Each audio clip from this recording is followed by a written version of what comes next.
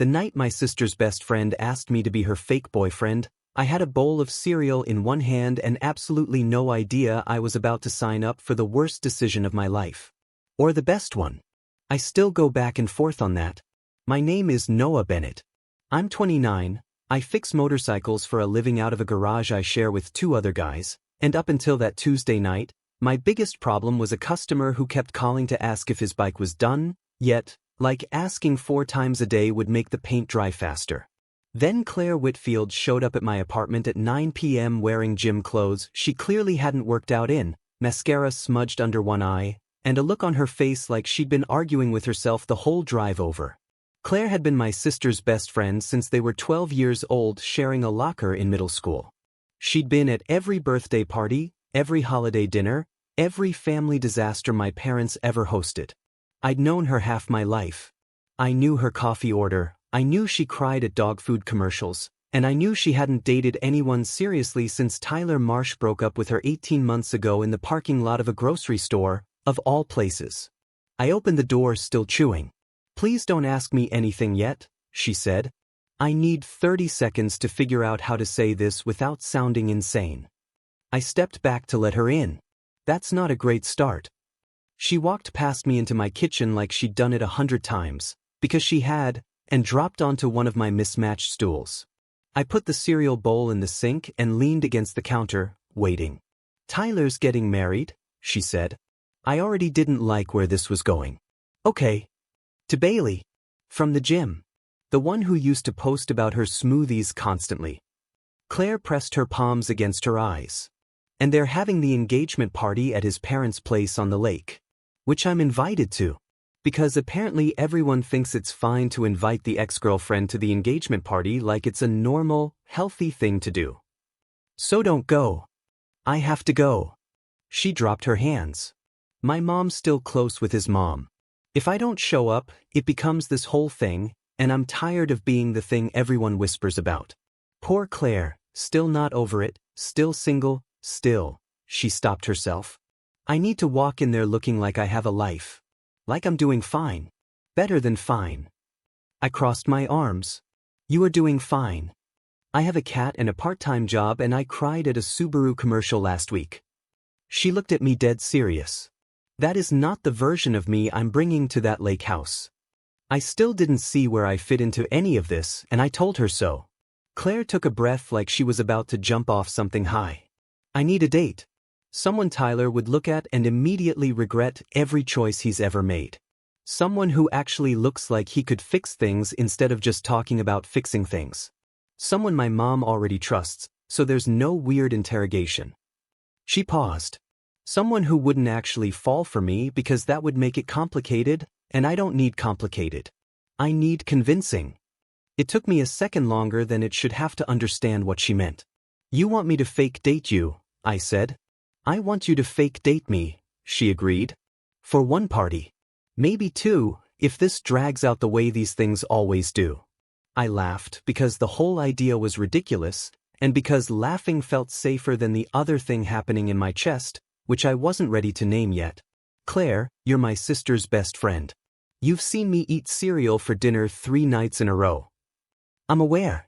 That's actually part of the appeal. You already know how bad I am at hiding things, so I don't have to perform for you." She looked at me, and something in her voice dropped the joking edge. "I know it's a weird ask. I know it. But I trust you, and I don't have anyone else I trust enough to ask this of." That last part landed somewhere I didn't expect it to. I thought about it for exactly as long as it took to look at her face, tired and hopeful and trying very hard not to look like she was hoping. "One rule," I said. She sat up straighter. "Anything. We tell each other the truth, boys. Even when it's about this. Especially when it's about this." I pointed a finger at her. "The second one of us starts pretending with the other one instead of just pretending for everyone else, this stops working." Claire nodded fast, then slower, like she wanted me to know she meant it. "Deal. And nothing happens that either of us doesn't want to happen. This is a job. We're doing a job." "A job," she repeated, testing the word out like it might not fit. A job.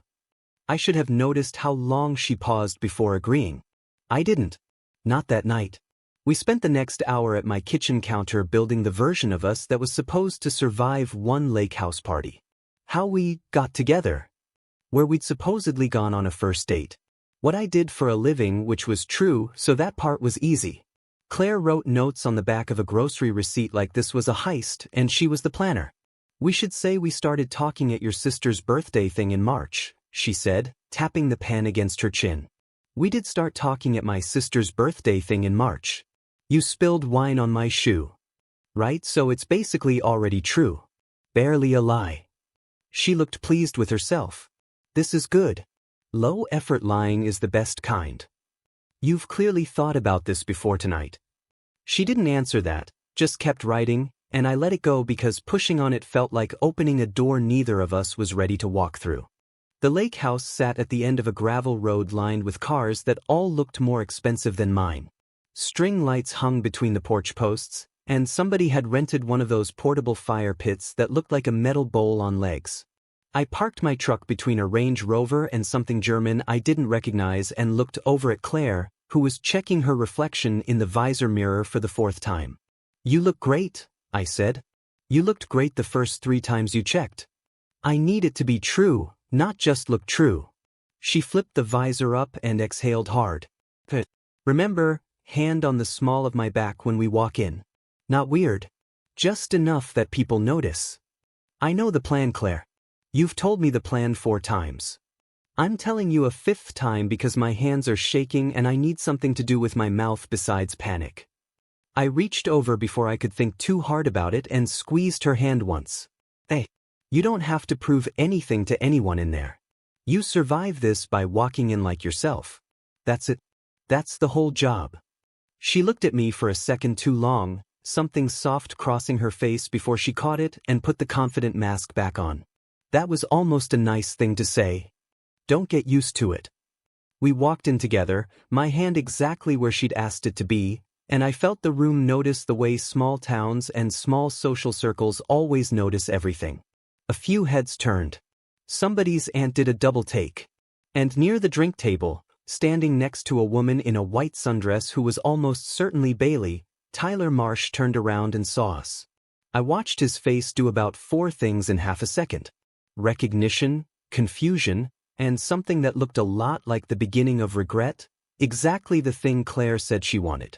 There she is, Tyler said, walking over with the kind of smile guys use when they're not sure if they're allowed to be friendly. Claire, good to see you. Tyler. Claire's voice came out steadier than I expected. Congratulations. Bailey seems great. She is.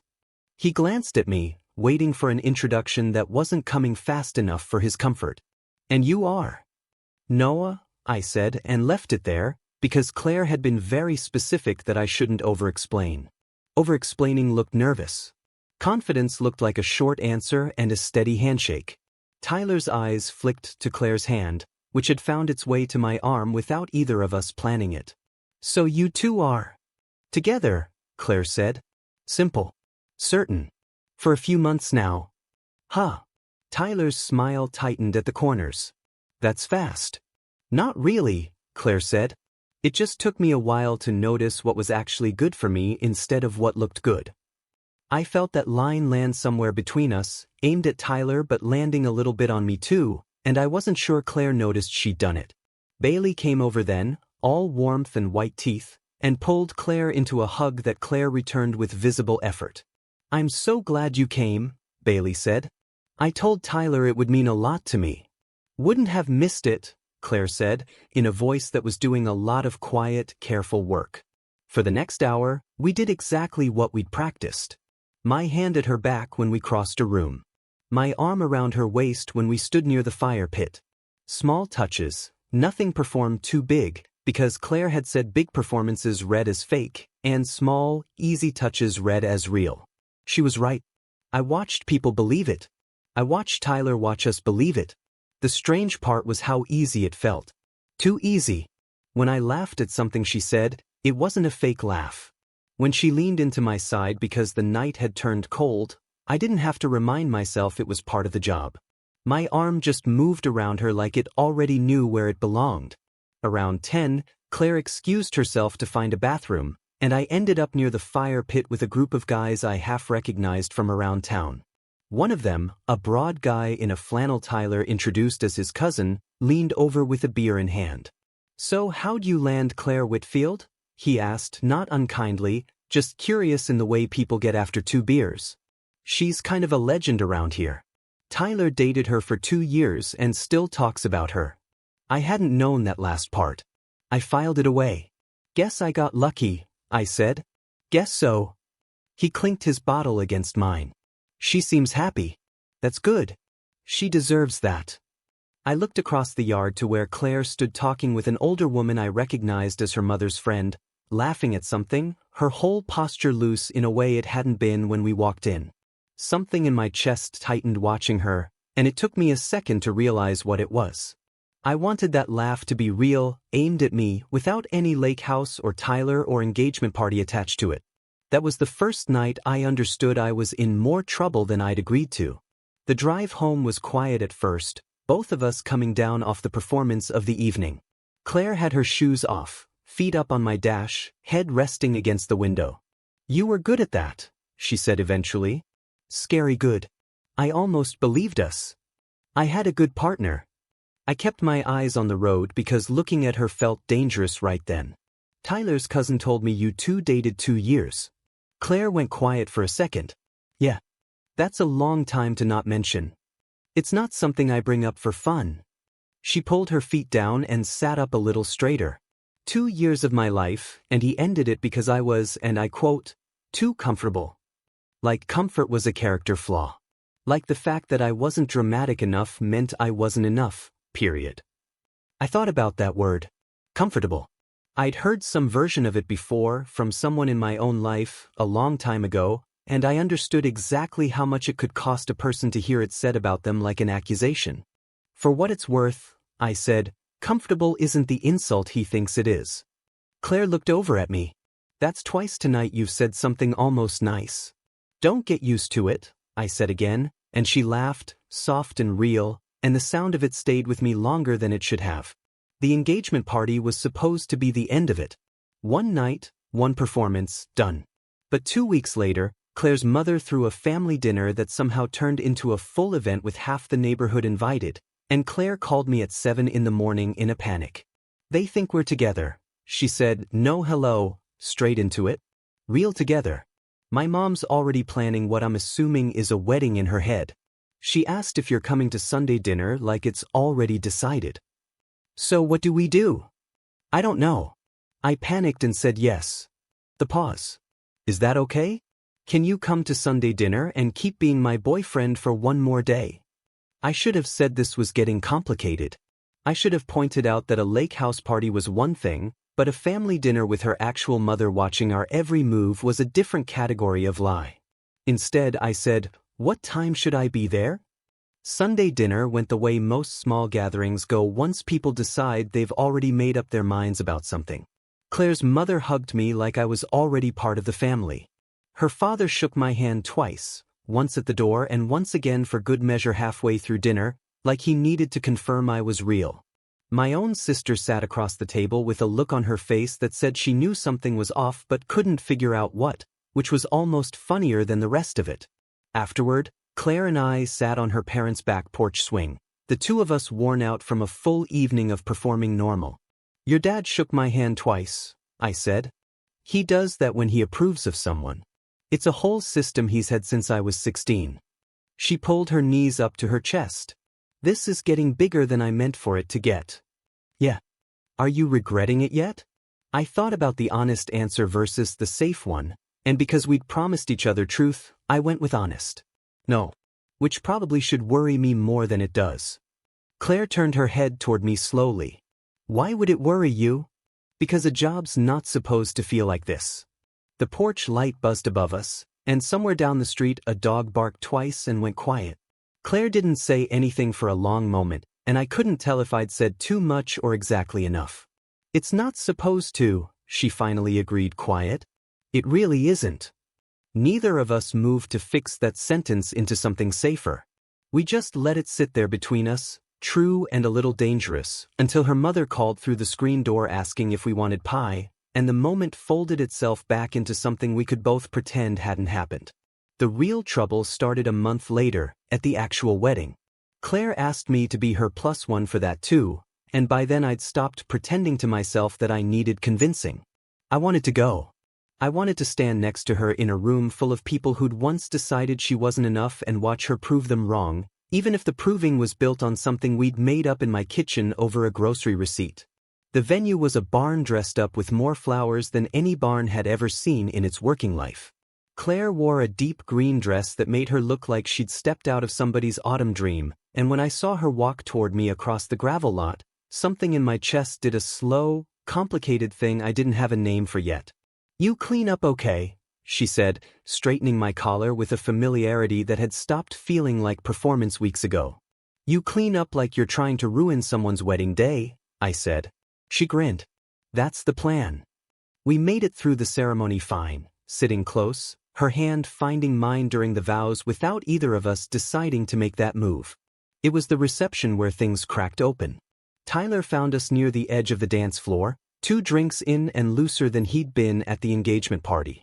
"Noah," he said, clapping a hand on my shoulder like we were old friends instead of strangers who'd met once. "Good to see you two are still going. Didn't think it'd last." "Why is that?" Claire asked, her voice cooling several degrees. Tyler shrugged, the kind of shrug men do when they think they're being harmless. "No offense, Claire, I just know you. You get comfortable fast, and comfortable doesn't usually last." There it was again. That word, thrown at her like a weapon disguised as an observation. Claire's jaw tightened, but before she could answer, I stepped half a step forward, not aggressive, just present. "Funny," I said. "I've found comfortable's usually the thing that lasts longest. Everything flashy just burns out fast and leaves people standing around confused about what happened." Tyler's smile faltered. "I didn't mean anything by it." "Sure you did," I said, calm, not raising my voice. "You just didn't expect anyone to say it back to you." He looked between us for a second, then laughed it off and excused himself toward the bar, the kind of retreat men make when they've lost an argument they didn't know they'd started. Claire stared after him, then turned to me, something bright and unguarded in her expression. "You didn't have to do that." "I know." I shrugged. "Wanted to." "That felt real," she said quietly. "That whole thing. It didn't feel like the job." I looked at her under the string lights, her cheeks flushed from the dancing and the wine and maybe something else, and I decided the truth mattered more right then than the plan we'd made at my kitchen counter weeks ago. "It hasn't felt like the job for a while, Claire." Her breath caught just slightly, enough that I noticed. "Noah. I know we said no complicated. I know we made rules." I kept going because stopping felt worse than finishing. But I stopped pretending somewhere around the lake house, and I don't know how to go back to pretending now, and I don't actually want to. She didn't answer right away, and for one long, terrible second, I thought I'd broken the only thing that had made the last month bearable. Then she stepped closer, close enough that the music and the barn and everyone else in it seemed to fade into background noise. "I stopped pretending before the lake house," she admitted. "That night you told me I didn't have to prove anything to anybody, walking in. I think that's when it stopped being fake for me." "That's the first thing you said to me that night." "I know. I've had a lot of time to think about how early I lost this." She laughed, a little shaky. "I told myself it was safer this way. If it was fake, nobody could actually leave. Nobody could actually call me too comfortable and mean it as goodbye." "I'm not going anywhere, Claire. You don't know that yet. I know I haven't wanted to be anywhere else in weeks." I reached up and tucked a piece of hair behind her ear, the kind of small, unnecessary gesture that had nothing to do with any job. "That's not nothing." Claire looked at me for a long moment, weighing something, and then she made a decision I could see happen behind her eyes. "Kiss me," she said, and not because Tyler's probably still watching from the bar. I wasn't planning on it because of Tyler. I kissed her then, slow and certain, the kind of kiss that didn't need an audience or a story or a lake house to make it mean something. When we broke apart, she was smiling in a way I hadn't seen from her all night, all month, maybe longer than that. "So," she said, a little breathless. What happens now? We can't exactly announce we started faking it and accidentally fell into something real. That sounds insane. We could just tell people the truth, I said. That it started as something we made up, and somewhere along the way, it stopped being made up. That's a terrible story. It's honest, though. And we did make one rule at the beginning. Claire smiled, remembering. Always the truth. Always the truth, I agreed. Turns out that rule was harder to follow than either of us thought, because the truth kept changing on us. She laced her fingers through mine, easy, natural, nothing performed about it anymore. I think I like this version of the truth. Yeah, I said, pulling her back toward the dance floor. Me too. We danced past the point where anyone was still watching, past the point where it mattered whether Tyler noticed or didn't, past the whole reason either of us had walked into that barn in the first place. Somewhere in the middle of an old slow song neither of us knew the words to, Claire rested her head against my chest, and I realized the plan we'd built on a grocery receipt had turned into something neither one of us had written down. The trouble was, real feelings didn't come with the same instructions fake ones did. We'd had rules for the performance. We didn't have rules for whatever came after it, and about 3 weeks after the wedding, that gap in the plan finally caught up with us. It started small. Claire got quieter about things she used to tell me right away. I noticed her checking her phone longer than usual after her mother called, and when I asked about it, she brushed it off with a version of, "It's nothing," that didn't sound like her at all. I let it go for a few days, the way you let things go when you're afraid of what pulling on the thread might unravel. Then one night I picked her up for dinner and she was sitting on her front steps instead of waiting inside like she always did, arms wrapped around her knees, staring at nothing. "Hey," I said, crouching in front of her. "What's going on?" "My mom asked me today if this is real," Claire said. Like actually asked. Sat me down and said, "Claire, I need to know if you're doing this because you love him or because you're scared of what it means if you stop." I felt something in my chest go still. "What did you say?" I didn't have a good answer. She finally looked up at me, and there was something scared in her face I hadn't seen since the night she showed up at my apartment asking for a favor. "Noah, I've been thinking about this too long to pretend I haven't. I started this because I didn't want to walk into that party looking like I couldn't move on. And somewhere along the way I fell for you for real, but I don't actually know if I fell for you or if I fell for not being alone anymore. And I don't know how to tell the difference, and that terrifies me. It would have been easy to get defensive. It would have been easy to make it about me, about how many months I'd spent being sure about her while she was apparently still doing math in her head. I didn't do either of those things, because we'd promised each other the truth a long time ago, and the truth mattered more right then than my pride did. "Okay," I said instead. "Then let's figure it out. For real this time. No performance, no audience, no lake house. Just us. How do we figure that out? We stopped doing the things that started as a show," I said. "No more holding hands at family dinners because people expect it. No more calling each other babe in front of your mom because it's easier than explaining. For a while, we just do the boring, unglamorous version of this. See what's left when nobody's watching." Claire studied me for a long moment. "You'd actually do that? Pull back after everything? I'd rather know the real thing is real than keep something that's built on people watching us," I said. "If it's actually there, it'll survive a couple of quiet weeks. If it's not, better we find out now than 5 years from now." She let out a breath that sounded like it had been sitting in her chest for days. The quiet version. Starting now. The next 2 weeks were nothing like the ones before them. No parties, no performances for family, no audience of any kind. We just existed around each other the way people do when nobody's grading the relationship. I fixed her leaking faucet on a Tuesday because it needed fixing, not because anyone was there to see it. She showed up at my garage on a Thursday with 2 sandwiches and sat on an overturned bucket eating lunch with me while I finished a brake job, grease on my hands, and nothing performed about either of us. It was during that quiet stretch, somewhere around the 2nd week, that I understood something had shifted for good.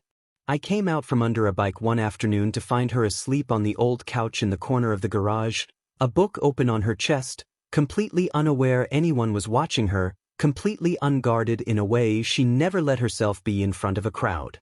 I stood there longer than I needed to, just looking, and realized I wasn't waiting for her to wake up so we could go do something.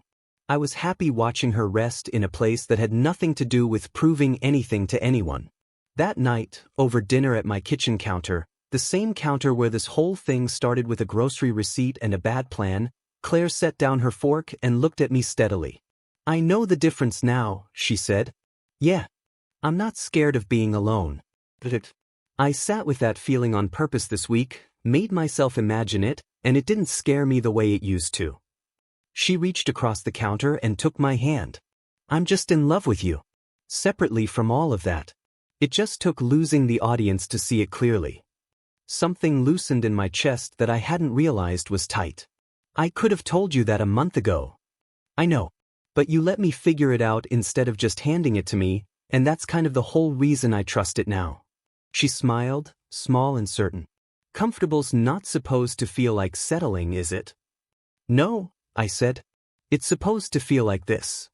3 months later, my sister finally cornered me in my own kitchen, arms crossed, eyes narrowed like a detective closing in on a confession. "Okay," she said. "You have to tell me the truth. Was this whole thing with Claire fake at some point? Because something about the timeline never made sense to me. I thought about lying, just to keep the story simple. Then I thought about the rule Claire and I had made at the very beginning, the one that had somehow survived every complication we threw at it. It started fake," I admitted. "One party. A favor. It was supposed to end after that." My sister's mouth fell open. I knew it. I knew something was off. It stopped being fake pretty fast, though. I leaned against the counter, unable to keep the smile off my face. Turns out pretending to care about someone is a lot harder when you actually do. She stared at me for a long second, then laughed, the kind of laugh that comes from disbelief and delight tangled together. "You two are ridiculous." "Yeah," I said.